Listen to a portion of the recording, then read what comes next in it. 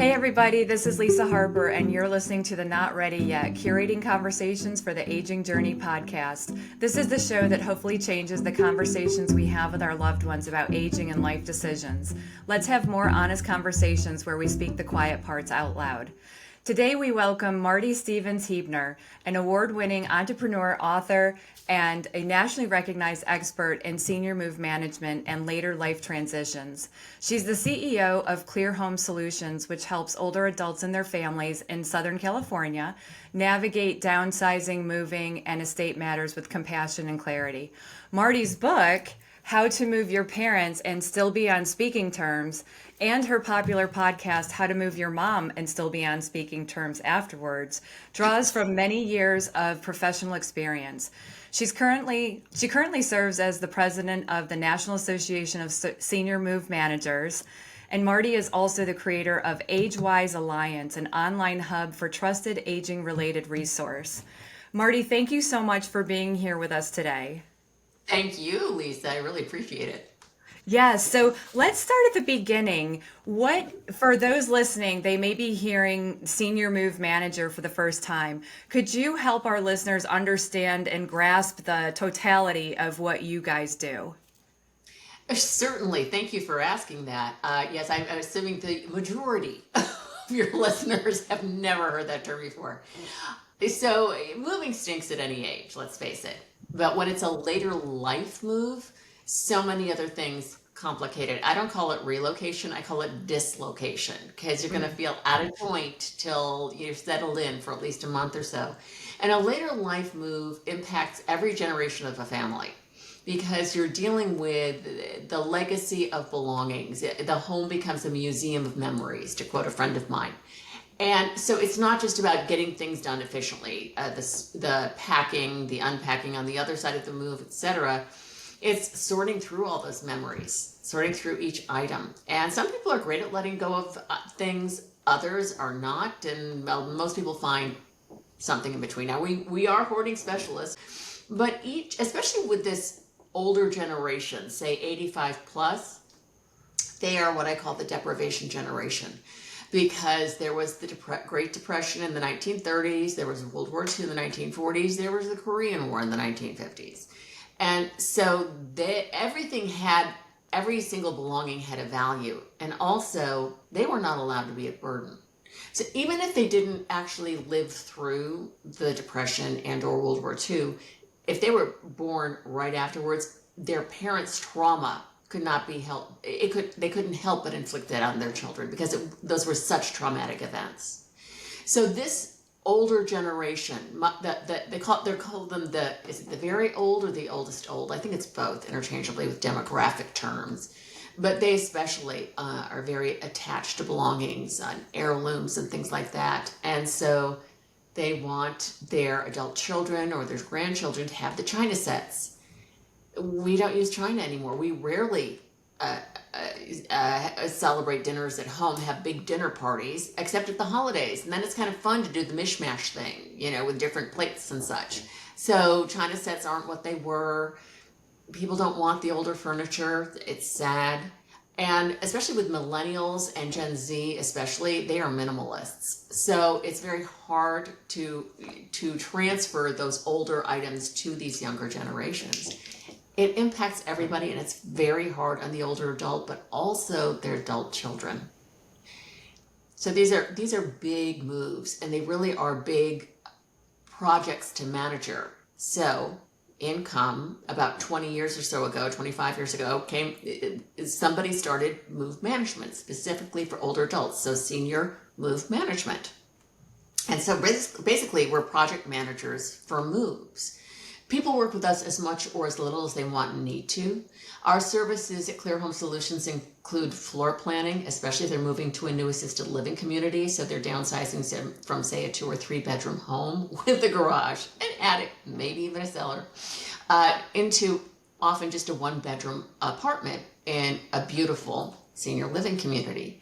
But that means they need to downsize and choose what fits and what won't, and go through 30 years of belongings, finding things that they haven't seen for 20 years in the back of a closet, that sort of thing. So they're there are as many emotional logistics as there are practical logistics with move management. And we love what we do. We love setting up the new home so it feels like a reflection of the home they left behind, which is very important, especially where dimensions is concerned.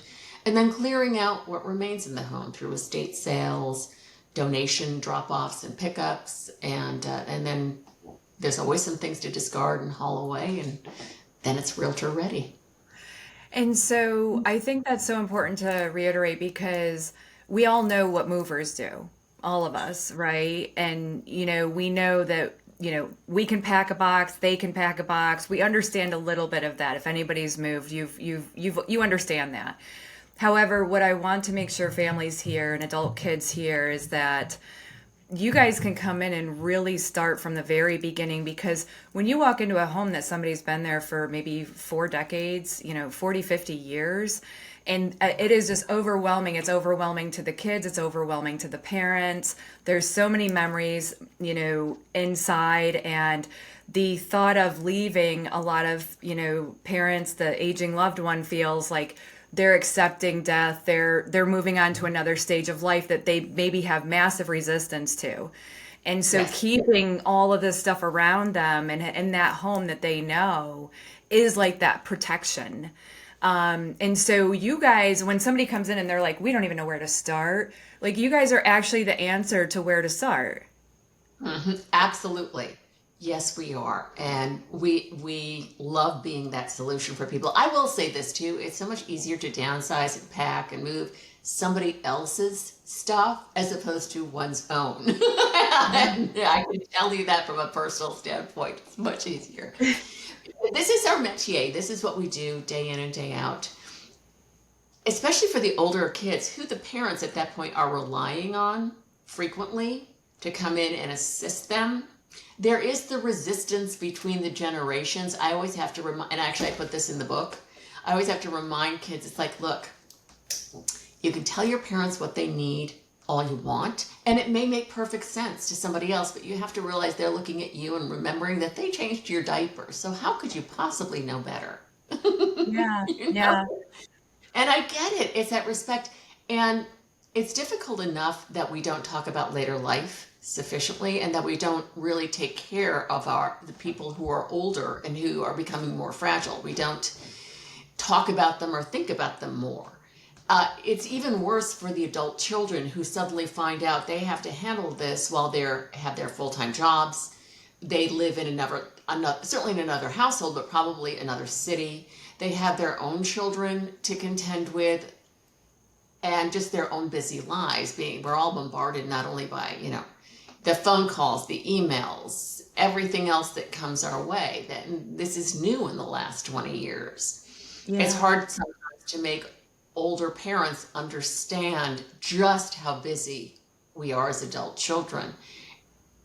And also the responsibilities are shifting when you're looking at your parent and they don't remember things as well. They're not keeping track of things as well, or they're just simply frailer.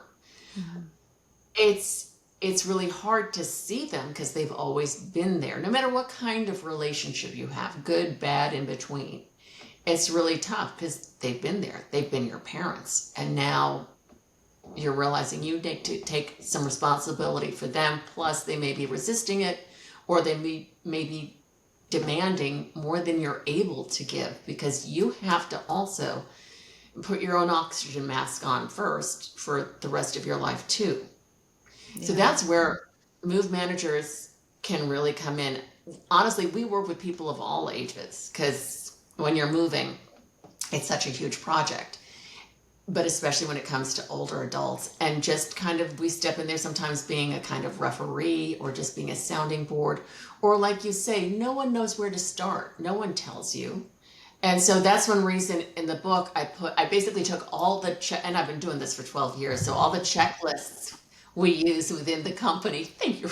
I love Oh that you my have gosh, those. yes.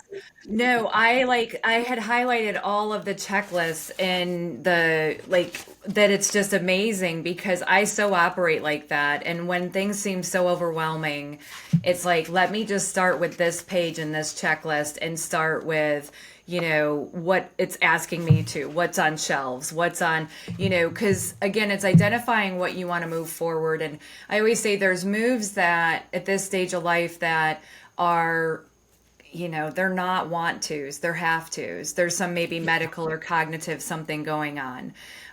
Those are a lot harder, right? The moves that people have willingly, that they're like, I want to do this. I want to go into independent living, and I want to still socialize and have, that extension of life, that encore of life, that the third act. Being around my contemporaries, there's a lot of neighborhood kids running around, and there's this noise. And you know what? It's nice to live in a community where it's basically you all remember the 70s and 80s as adults, as opposed to the kids not getting it. And it's just a bit more, it's a bit calmer, Yeah. And being around, your own people, your own contemporaries can be really wonderful. Yeah. And so I'm thinking the mindset for people also depends on what kind of move it is. Because Yes. when somebody is being more forced to because of the medical or cognitive, so when something happens, to your parents and you're like, gosh, I'm noticing this slow down, which, news alert, it's going to happen. This is aging. We need to talk more about it in this country. The anti-aging thing, if you've ever Oh, listened to my podcast, I'm over it. We are aging and we need to have these conversations. And our family is where we start, And so when you see those slowdowns, that's just a natural thing that's going to happen. And then the mhm. big thing becomes safety. And are they okay where they are? So safety and dignity are the two motivators to usually something either needs to happen, and then the people that are proactive, you guys are amazing. Air high five out there if you are being proactive and saying we want to get into independent living, or because again, we're living so much longer now. Our life expectancy is so much longer. But it's like when you see that and you're in that sandwich generation and you're balancing your life as it is, and now mom and dad, you want to have that quick answer. You want to have like, this is the quickest route from, the problem that we're saying, and here's the solution. And don't take away their decision making and control. So could you share like maybe how best to approach? I think in one of the terms you use in the book is like, the mindset, be in their reality. Yeah, well, especially if you're dealing with any kind of cognitive impairment. That's important too, because especially if somebody has dementia and suddenly they decide, even though you're, say, their daughter, that you're their sister or their teacher from first grade, just be that for a minute. Because to sit there and say, no, I'm your daughter is going to be upset them and cause them agitation. And why would you do that to somebody? Just live in that for a minute, a few minutes, and then things will shift back to you being you. But you have to be empathetic. I think that's part of what you're saying, is that you really need to think of it, put yourself in their place. Who are you going to be when you're 85? How are you going to feel about your kids telling you what to do? What kind of conversation do you want to be having with your child when you are 85? So the perfect example of how not to do something is, people have asked me, it's like, I've got to get my dad to stop driving. I said, have you talked to him about it yet? Yeah. And I'll say, well, how'd the conversation go? What did you say? I said, you can't drive anymore, Dad. You're too old. You can't do it. And I just say, well, maybe try it this way instead. Which is really, it's like, Dad, how are you feeling in terms of being able to get around? Are you feeling safe while you're out there? Because I know people drive crazy these days, which is true. It is You true. know, and just seeing it, just kind of talking to them about it and making it, for lack of a better term, safe. To be honest, again, now this is a very independent generation, older generation, because they had to be, and reassuring them that it's not being a burden or anything like that. So it goes too with estate planning, for example, having that conversation with your parents. I've advised people to say, do you have your own estate plan? Talking to the adult child, and you'd be amazed how many people don't have them. But even if they do, saying, maybe approach your parents and say, you know what, I'm going to create my estate plan, or I'm going to revise my estate plan. And it made me think about it. How are you doing with yours? What's going on with that? And I remember with my father, one of the key things I said right up front was, I said, Dad, I don't care who gets what. I just want to know that your will and everything else is rock solid. Because I don't want to have to be grieving and fighting at the same time. Or at best, grieving and completely confused at the same time. Yeah. And it was amazing because I didn't know how my dad would react, and he almost seemed relieved that I'd asked, that I wanted to know. And thankfully, God, my sisters and I were so lucky. He had every I dotted, every T crossed. It was still so hard, but at least he had made those decisions and had given us the gift of letting us know what to do. Because that's another way to put it, is just saying, look, I want the gift of knowing what to do for you. Yeah. Please, Yeah. please let me know. Yeah. Because I want your legacy that you want to live on. Yeah.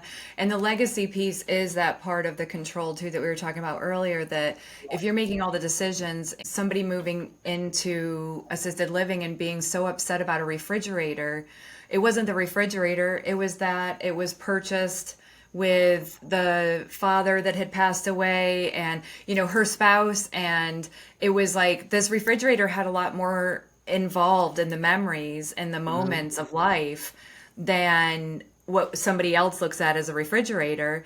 And she wasn't consulted. Her daughter made the decision that it stayed with the house for the next buyer. And she's like, I get it. I understand that, but nobody consulted me. Nobody asked me.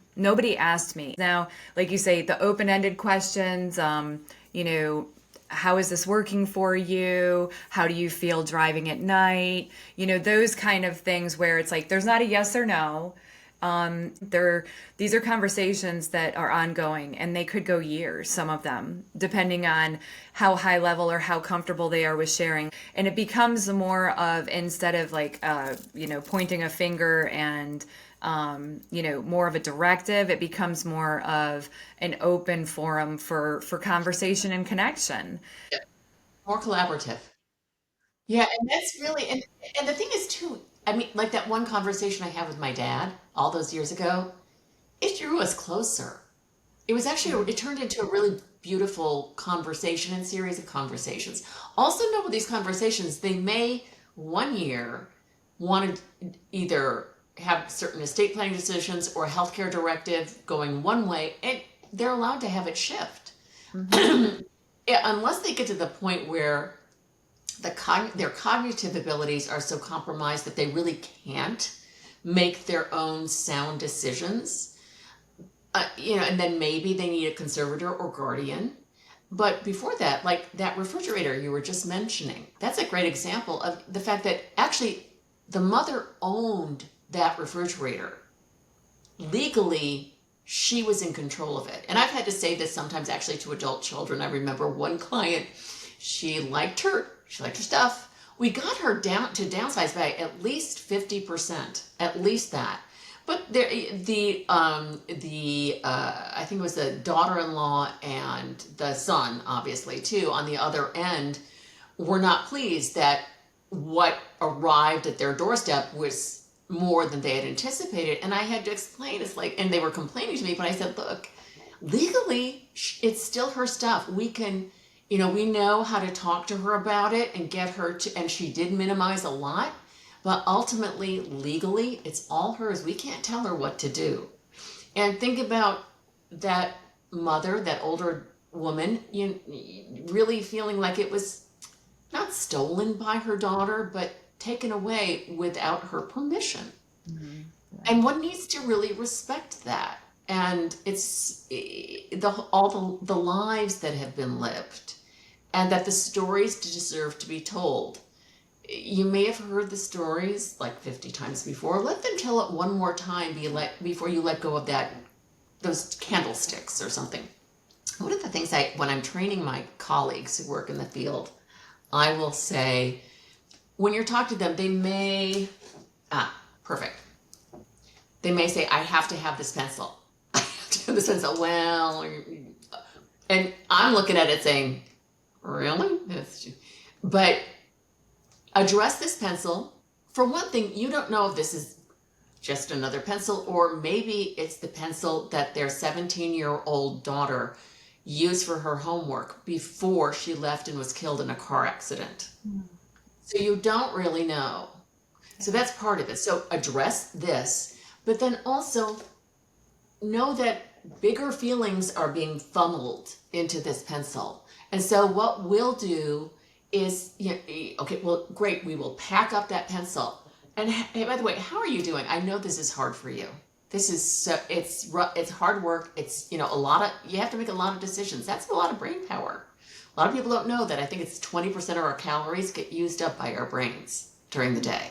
And it's a lot, so yes, it's a lot. It's a lot to decide. Do you want to get up and take a break? And plus, moving stinks. It's dislocation. This is hard work, and I recognize this. And if you're the adult child, we'll ask this as move managers, but also if you're the adult child, you could say, I know it's hard on you. Honestly, it's hard on me too, so I can only imagine how hard it is for you, having lived here for so long and raised your children like me here. How are you doing right now? And that way, hopefully, the bigger issues come out. Certainly when we're working as professionals, they'll say things to us that they wouldn't say to their family. So that's part of it. But, getting your parents to feel like they can confide in you is an amazing thing. And sometimes that starts with you confiding in them. Yeah, it's almost permission to, you receive something. Yeah. And, I just thought of one super important thing, and I emphasize this in the book, is that they will want to probably give you the adult child things, and also your own kids, so their grandchildren. They want you to have things. Please, just say yes. First of all, it will go so much smoother. You'll make them feel good. Now, clients will say, but then when they come over to my house and they go see it, well, here's the deal. If someone gives you something, it is now in your possession. You have the right to do whatever you want with that.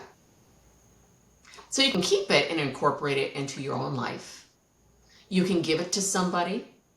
You can donate it. If you have to, you can trash it, because now it is yours.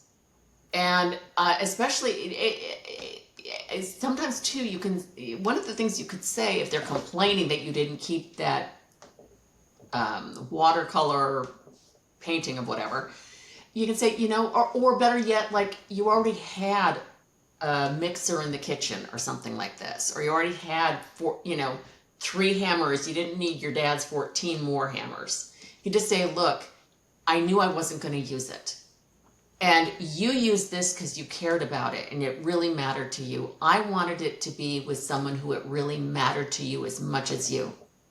And so, my friend could really use it, and so they are using it and they are so glad to have it. So thank you. And doing it that way, it's respectful. And also, I think, especially with this older generation, remembering the Depression and, things had uses and how precious they were, that they can understand that. And if they don't, just say, well, I just felt that's what I should do with it. And then, by the way, you're hungry now, right? And just redirect them. Don't let it go. But About like a giveaway party too. We don't bring things into our home that we don't either have a memory. I call them heartstrings. Like, oh, yeah, I got that there. Oh, I was traveling, or oh, that's from my friend so and so. And so, we don't surround ourselves, most of us, right? There may be some kind of, I know hoarding is a disorder and there is some disconnect there. So I do say that. But for the most part, we surround ourselves with things that we want and that mean something to us. And so, when you do have to make that decision, how do I go from 3,000 square feet to 1,000? And how do I move forward with the things that mean something to me? It's like if you have that giveaway party, you're seeing other people, like you say, not only maybe friends, family, that's even a step closer than actually knowing it went to somebody that it's going to have purpose for. But it's like, oh, they're going to take it and they really wanted it, because you never know what somebody's looking at. So you may be bringing in friends and family and, they may grab like a board game or, a deck of cards or, something that you would have never thought. And maybe that would have ended up in a garage sale or a yard sale or some kind of liquidation. or, the other place that we don't want to use the T word because nobody's stuff is trash, but Discard. discard it, right? Discard. I learned that from you. And I learned that Yeah. we did a few things wrong, and, going through, my dad, we found out had 3 storage units, and, Surprise! surprise. And I'm like, we can't leave this for my stepmom. And so went up there. There was a huge yard sale. We sold things in front of him for probably pennies, and that I read that and I was like, oh man, we did that wrong. And so as much as we try, we always are going to learn, right? And so that's what my purpose of having this is.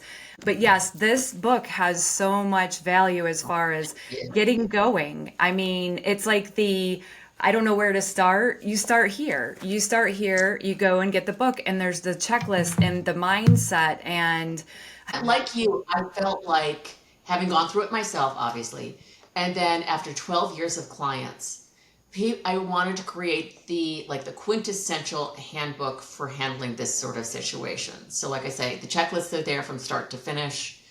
I made it actually the afterward is is all about saying goodbye to the family home. Like you've done it, it's done, you're there, and then you're in that moment and talking about that. So from beginning to end, because there are the checklists that you can just check off things. There are the how-tos like downsizing, the cleanse concept that I go through in there. And then just as important as all of those things are the emotional how-tos. Basically helping you see it from your parents' point of view, how to help them see it from your point of view, conversation starters, things like that. And also conversation starters for when, after you have done your own project management of your parents' move, I highly recommend getting a move manager to at least assist you with some of it. There are 1,200 members throughout the country and in Canada, a couple of other countries. We're here to help you. But above all, when you've done it, and then a day or two before the move, and a couple of other maybe siblings or whatever come in and start telling you how you didn't know what you were doing. This is awful. You're a mess. There are responses to what they say. wow. And how to stop that right there in its tracks. But to get you through the whole thing, the other side of the move, letting go of things, and that giveaway party. People frequently want to try to sell things first and then donate what they can so they can get the donation right off the receipt. But there's donation companies are even being picky about what they'll take now because there's such a glut of stuff because so many people are aging. And the younger generations don't want it. They just this is the reality check. But that's why I'm so glad you brought up the giveaway party. I wish I could say it was my idea. I read about it somewhere. But it's great. First of all, who doesn't love to have the party and have friends and neighbors over, especially if you're going to be moving? And then you just put little stickers on the stuff. If they want it, they should take it. And so just come over for the party, but then also maybe you'll go home with something. Not only maybe you want it, but maybe it's like, okay, if nobody else is taking this, I actually know an organization that would love this as a donation. Fantastic. And they'll take it and take care of it. It's great. Yeah. And you just touched upon the value of the items. And I know you go through this in the book, but the one thing we don't want to do when we approach is ask, why? Why do you have this? Why do you have this? Like, don't go and don't, yeah, like stay away from asking why. What is your advice to really get through if people are going to take it on themselves to get through the things you mentioned the cleanse? The cleanse concept. Yes. Very quickly, and I have to remember my own acronym. So C in cleanse stands for concentrate on one area at a time. It's very easy to say, start with the kitchen junk drawer and say, oh, wait, that's a screwdriver. That should be in the garage with the tools. So you go to the garage with the tools. Oh, wait, I have to straighten up this tool. And oh, look, there's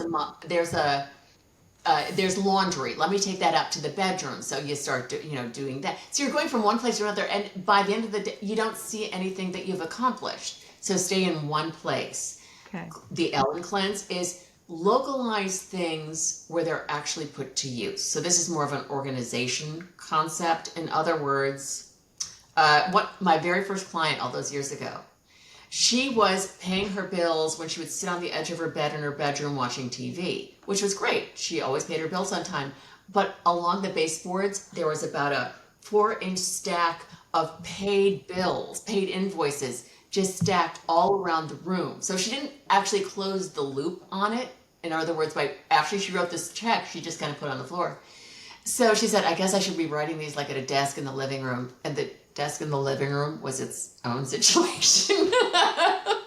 There's a But reason also, it's not being done there.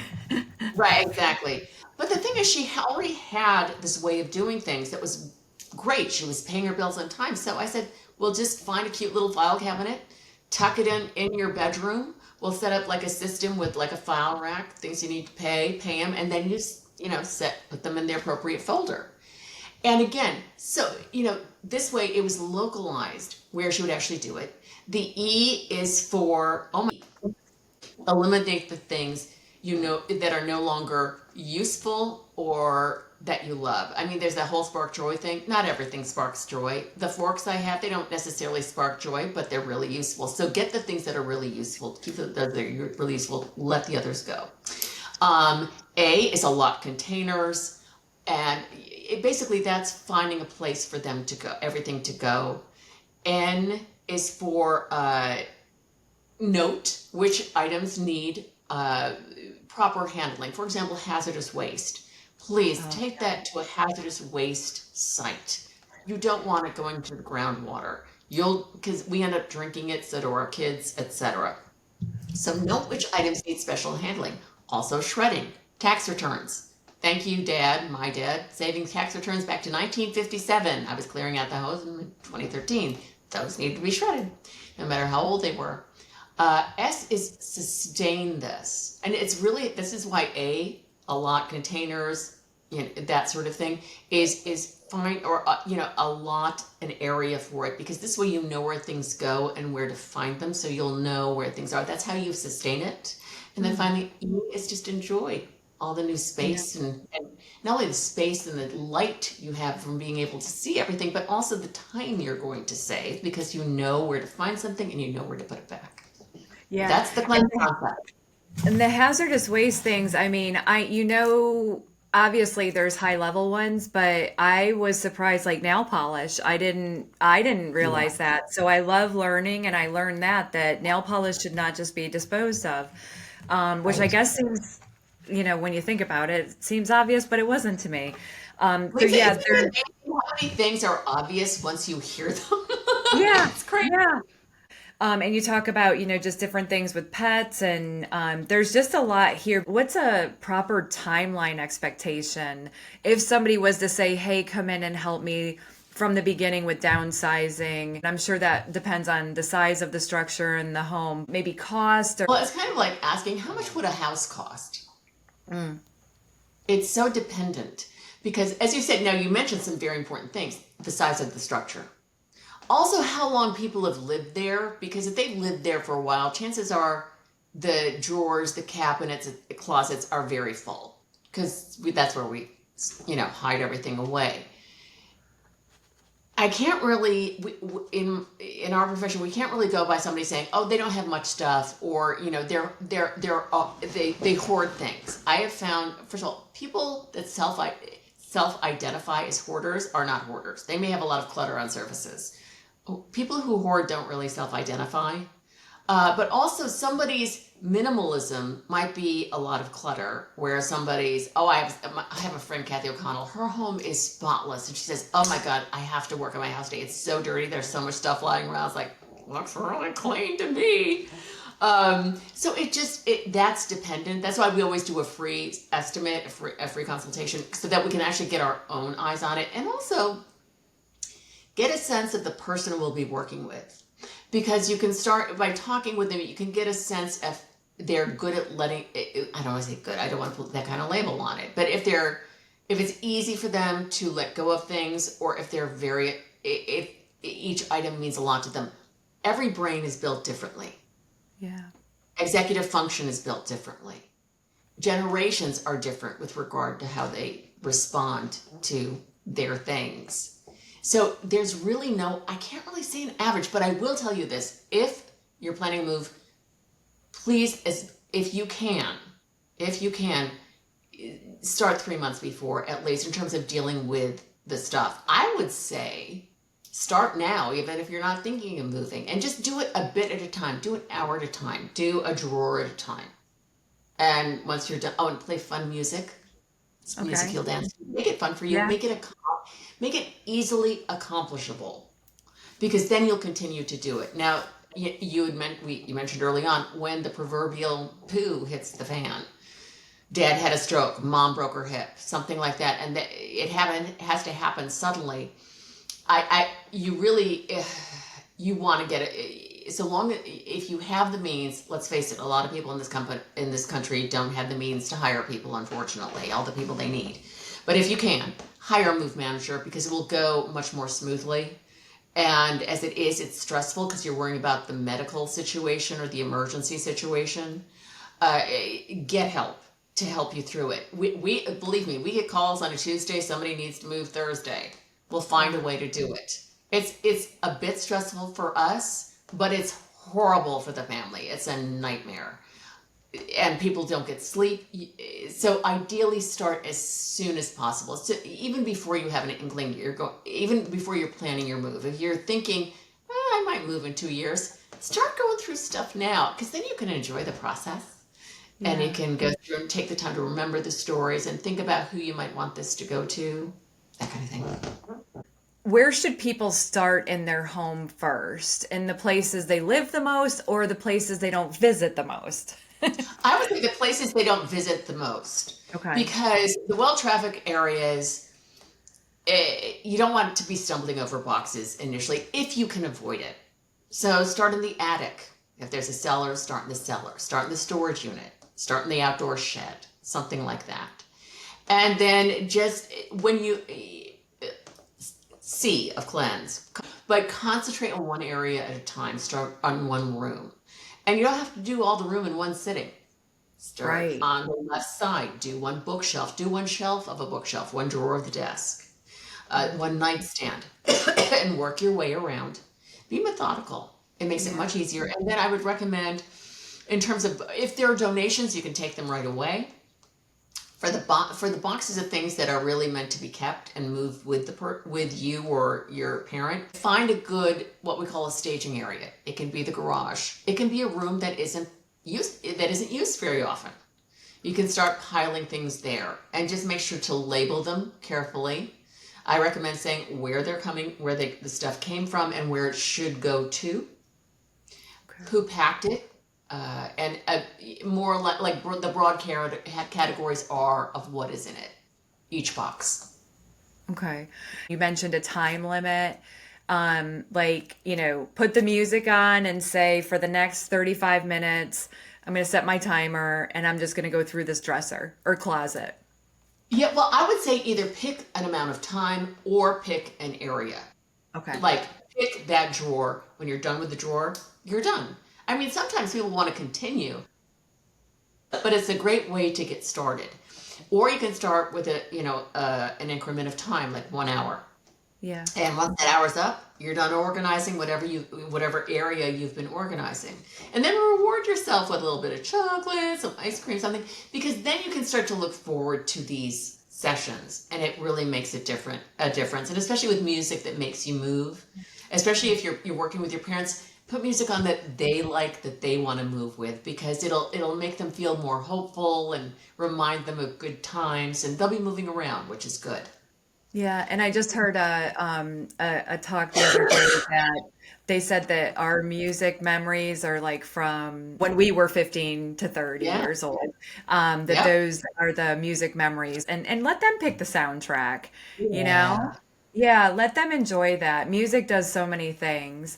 I know, so I want to reiterate the fact that you're on the front side, you're doing the actual move itself, and then when they get wherever they're going, you had made a statement earlier about it's a reflection of their previous home as much as you possibly can. And so you guys literally unpack and set them up and kind of have already identified where furniture goes. Is that a correct interpretation of that side of it? Yeah, we do floor plans ahead of time because that way the move goes so much more efficiently. Especially if it's any kind of a local move where you're paying hourly, having a floor plan is key because otherwise, you think you have it in your head, but then you get there because even with a floor plan, there are adjustments, little tweaks that get made, but at least there's something to start with. But you're going to be paying your movers a lot more to start moving furniture around for you. And you don't want to be paying for those hours when you don't need to. Mom's reading glasses are on the night table the Yes. night of the move.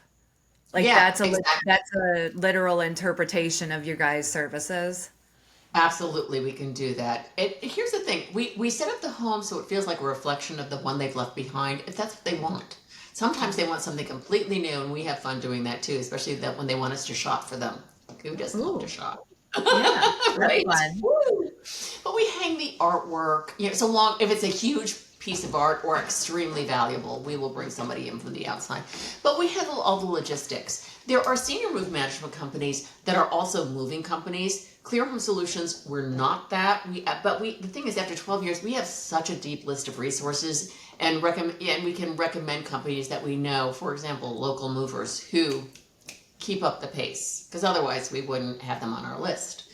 But a move manager will have a list of appraisers, care companies, estate sale companies, auto transport companies. I'm trying to think of, there's so many, estate planning attorneys. We have great people to recommend, so you can use this as a resource for those sorts of things as well. Plus, you had kindly earlier mentioned my new venture, AgeWise Alliance.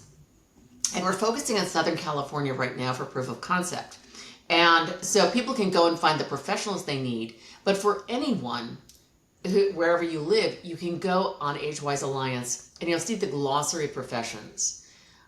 The main thing that drove me to create and launch AgeWise Alliance was because I realized people didn't know that senior move managers exist, as you mentioned earlier. But I also realized there were all these other great services available, like patient advocates, like geriatric care managers, now called aging life care specialists, all the different kinds of attorneys. There's elder law, but there's also estate planning. There's trust administration. There are fiduciaries. There are guardians. What are the different kinds of senior living?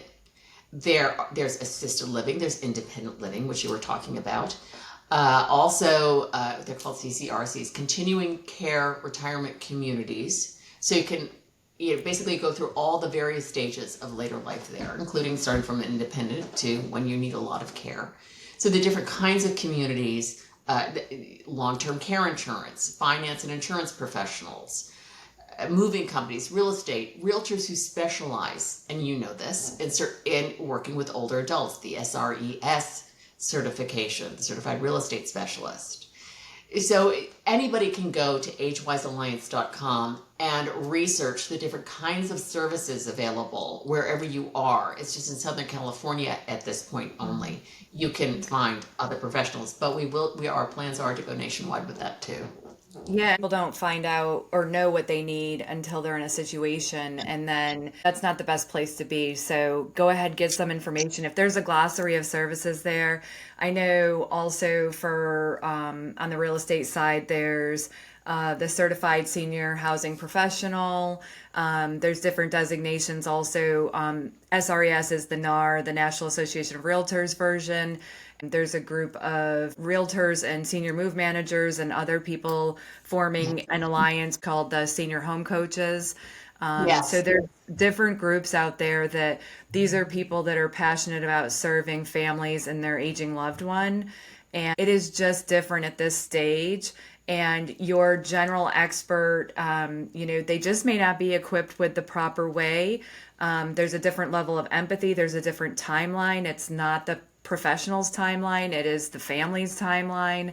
So Yeah. I love that you've set this up because I think more and more as we talk about it and people start seeking this information, they're going to understand that it's another layer of there's some things that I think are personality traits within the professional that are Yeah. just part of who they are and how they're wired.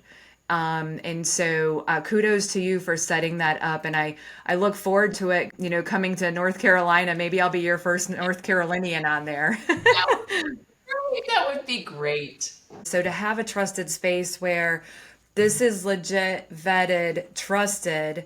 I say in marketing, people throw around words like trust all the time, and it's really an experience. You have to have an experience with someone to know that that exists. And that's why I think in this realm of the senior economy, it's so much word of mouth because people Yeah. are like, I know who you need to talk to. You need to call Marty out in Southern California. So it is I think there's something there with the way that these relationships are done. There's shaking hands. There's a whole different layer that comes with how this interaction happens. And I Yeah. appreciate you serving the families in the way you do and have. And for both the podcast and your book titles, they are really they're hinting at the emotional, parts of this and saying, hey, how do you do this? How do you move your parents? How do you have these conversations and still be on speaking terms after? I mean, it's a beautiful way to say there's so much more and go find out and start together, make it something you work on together. I mean, there can be beauty in this. It doesn't have to be this landmine of this tug of war between parents and the adult kids. Like, take this and work through it together, and you'll have those memories. And it's not always going to be roses and sunshine, but there's going to be moments and things you may learn about your parents that you never knew had you not had a guide, taking you step by step. So I really so appreciate your time today and, Thank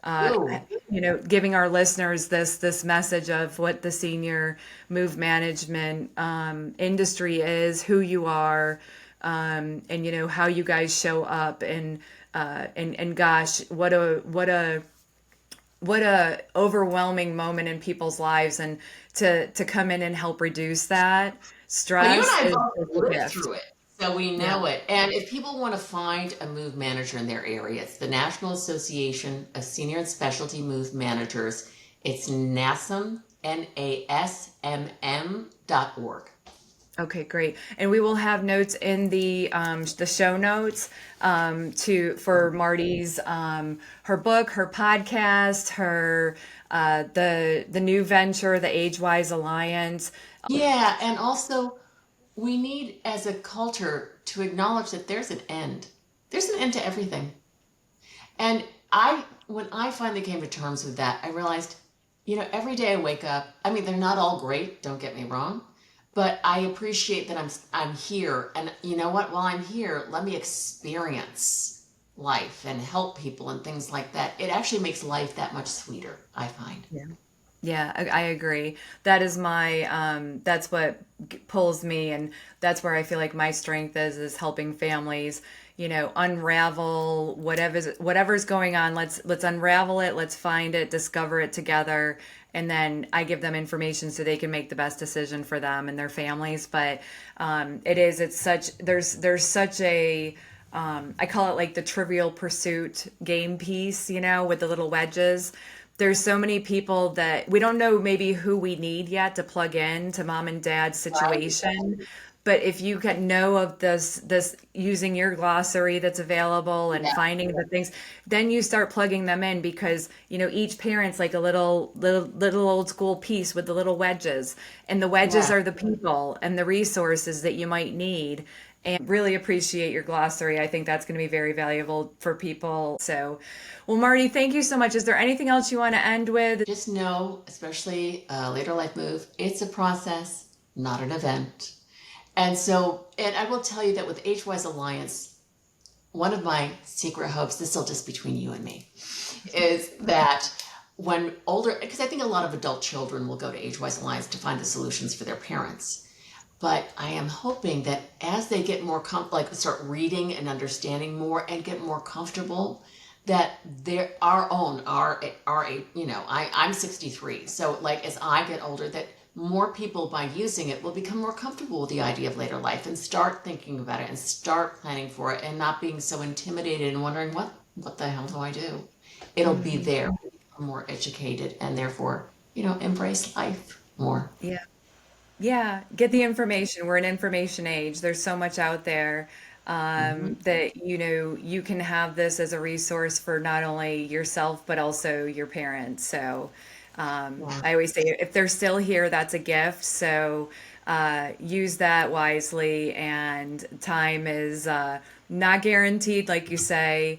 And so I think that's, again, that's my calling to kind of have people have that shift that it's not about anti-aging, we are aging. And let's accept it. And what can we do? And how can we do it gracefully and beautifully and have these wonderful moments of goodbye in the end? It can happen. You just have to prepare for it. So, in all ways. So. And accept that it will happen. It will. Yeah. Yep. Well, Marty, thank you so much. Again, all the details will be in the show notes. I appreciate your time today. I wish you the best of luck in all of your endeavors. So thank you, Marty. Thank you so much. Thank you, Lisa. Thanks for joining me on Not Ready Yet, Curating Conversations for the Aging Journey. If something in this episode gave you clarity or the courage to start an important conversation, or offered a new way to look at things, I hope you'll share it with someone who might need the same encouragement. Remember, navigating aging isn't something we have to do alone or in crisis. With love, logic, and the right tools, we can face what's next with confidence and connection. Be sure to follow or subscribe so you never miss an episode. And if you're feeling generous, leave a review. It helps others find the show. And just a quick note, the information shared on this podcast is for educational and informational purposes only. It is not intended as a substitute for medical, psychiatric, legal, or other professional advice. Always consult a qualified professional for guidance tailored to your unique situation. This is Lisa Harper, and I'll see you in the next episode. Bye for now.